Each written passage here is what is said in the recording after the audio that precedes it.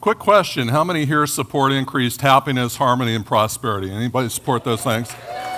All right, fantastic. And that's wonderful, and most people do, and yet the Gallup organization tells us that when we look at the American workplace, only 30% of American workers are engaged and inspired at work. Well, that's great if you're in the 30%. What if you're in the 70% that are disengaged and uninspired at work? Gallup goes on to tell us that 20% of American workers are actively disengaged, and they link this active disengagement to bosses and managers. In fact, the CEO of Gallup says that these employees have bosses from hell that make them miserable, cause them to roam the hallways spreading discontent. Not a very pretty picture. And the costs of this active disengagement are staggering. Gallup estimates that the costs of active disengagement are $450 to $550 billion a year in lost productivity. Well, is there a solution to this management purgatory that we find ourselves in? Perhaps. We should start by asking a few key questions. First, if people know how to do their jobs, why do they need a boss?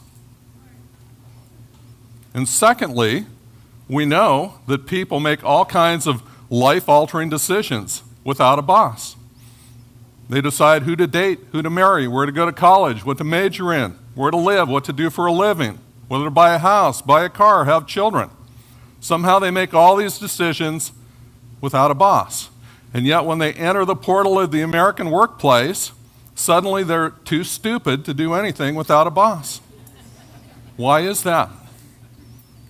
Is it possible, just possible, that we can move beyond the old command and control model of management that was designed in the 1800s for the railroads at a time when information moved at the speed of Morse code to a more networked model designed for the 21st century where information moves at the speed of light? Back in 1990, in the spring, there was a tiny band of colleagues working out of a little farmhouse in Central California. And they'd been pulled together by entrepreneur Chris Roofer for a project called Morning Star. And the reason that I know about this is I was one of those colleagues. I was the financial controller of the project. And our mission was to construct and operate a new state-of-the-art tomato processing facility. And this farmhouse was a buzzing beehive of activity. We had stakeholders coming through every day, customers, suppliers, contractors, job applicants, bankers, lawyers, attorneys. And they were all vitally interested in the success of this new venture. And one day Chris came in and said, I'd like to call a colleague meeting and talk about how to organize this thing. I have some ideas I'd like to share about that. So we said, sure. And we met together as a group, about 24 colleagues with him that night in a dusty construction trailer on the job site. And he said, I'd really like to organize this without any human bosses. I'd like the boss of this enterprise to be the company mission statement. This struck us as radical. None of us had grown up or been experienced in an organization like this before. All of our jobs had been hierarchies. Many of us came from the military. We were curious to learn more. He said, I'd like to organize this enterprise about two key principles. Number one, human beings should not use force or coercion against other human beings. When you think about that principle, it's really the foundation of all law everywhere in the world. Every law against assault and battery and theft and burglary and rape and kidnapping and murder is predicated on the idea that people should not use force against other people. And he said the second principle is that people should honor the commitments they make to others. And when you think about that principle, it's also the foundation of law, especially civil law. After all, what is contract law if it's not about honoring commitments to others? And we recognize that these human principles are kind of like physical principles, like gravity. If I choose to respect the principle of gravity, I will not step off a tall building and suffer dire consequences. And to the degree we respect and honor these principles of human interaction, As a group, we should experience more what? Happiness, harmony, and prosperity. And so at the end of the evening, we all looked at each other and said, well, we can't think of any reason not to adopt these principles. Let's go.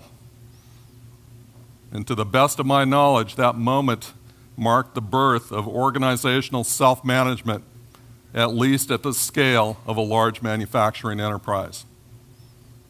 We had lots of work to do. This was March of 1990. We had tomatoes coming up out of the ground. We had vital equipment arriving on ocean cargo freighters from Italy. We had hundreds of contractors on the job site working day and night, fabricating, welding, constructing. We had people to hire. And finally, on July 16, 1990, the first loads of tomatoes rolled through the gate. We turned on the equipment, and we produced 90 million pounds of tomato paste for the world market and changed the course of an entire industry. And we did it all without a single human boss. The company went on to grow. We added another factory and then another factory. We extended operations up and down the supply chain toward customers and warehouses and toward the farm in terms of harvesting and transplanting and farming. We grew to hundreds of year-round employees, thousands of seasonal employees. We became the largest tomato processor in the world. And I believe everyone in this room and everyone in North America has eaten our product because it goes into everything you can think of, from ketchup to salsa, steak sauce, barbecue sauce, pizza sauce, spaghetti sauce, and myriad other products. And we did it all without a single human boss. In 2008, we formed the Morningstar Self-Management Institute to promote the ideas and philosophies and practices of self-management. In December of 2011, the Harvard Business Review published an article by Gary Hamel about Morningstar, in which he said at the core of Morningstar's eccentric yet effective management model is a simple idea: freedom. I can personally attest to the exhilaration I felt as I experienced that freedom. I was able to travel all across America and all around the world and get involved in marketing and sales and production issues, things I could never have touched in any other company as a financial controller. It was exhilarating. There are some corollaries to this idea of self-management that are kind of interesting. First of all, no one can be fired. There's no command authority. No one can walk up to another colleague and say, we are terminating your employment.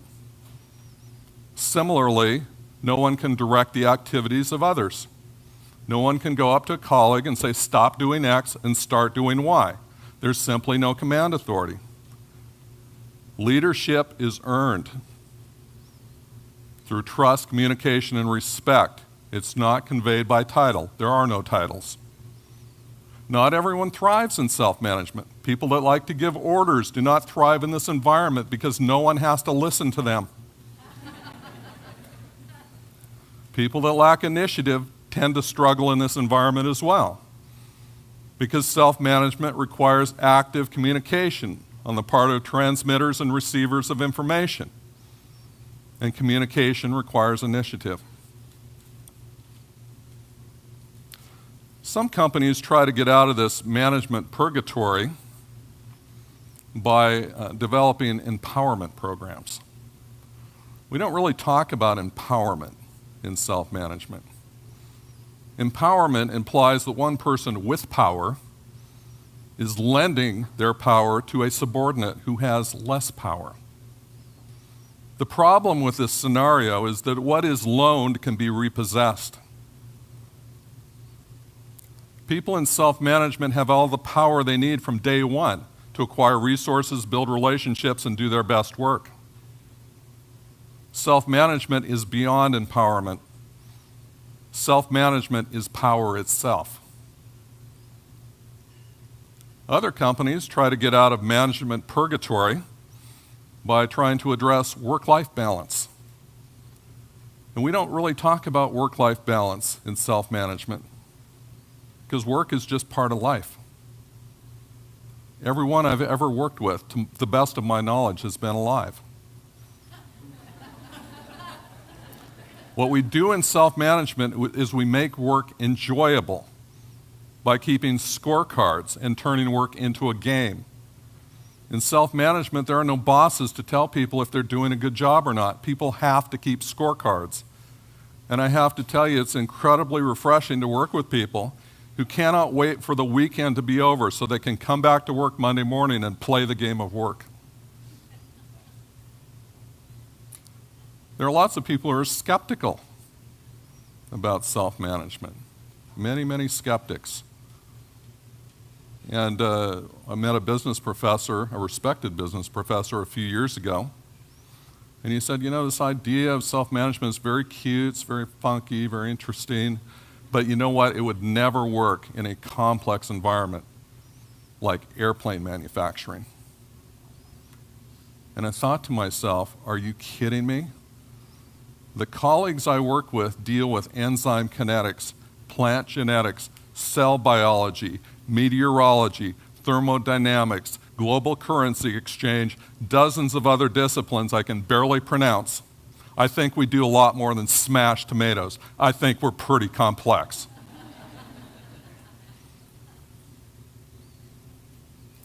Other people are skeptical because they fear that abandoning the old hierarchical management model could lead to a loss of control. They're fearful that they would actually lose control of the enterprise.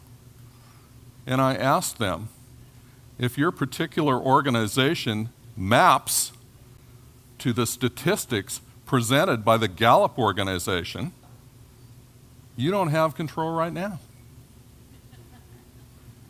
And then I asked the question, who's more likely to spot a threat or an opportunity in the workplace?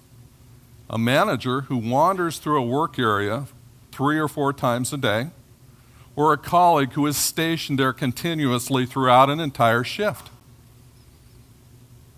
The answer is self-evident. The way Morningstar instantiates control in self-management is that it creates an instrument called a colleague letter of understanding.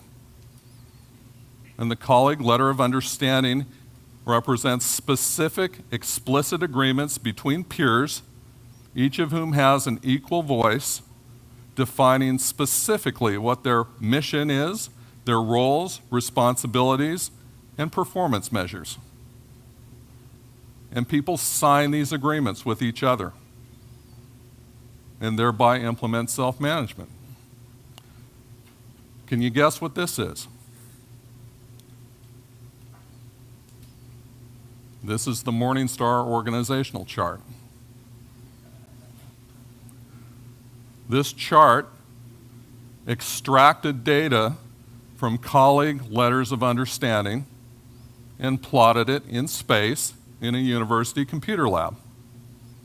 Each node represents an individual colleague. The lines represent the commitments that the colleagues have made to each other. There's no up or down. There's no hierarchy, just a robust network.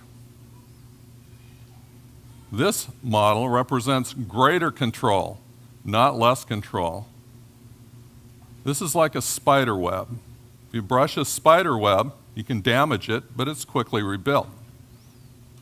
If individuals leave the enterprise, responsibilities and roles are reallocated.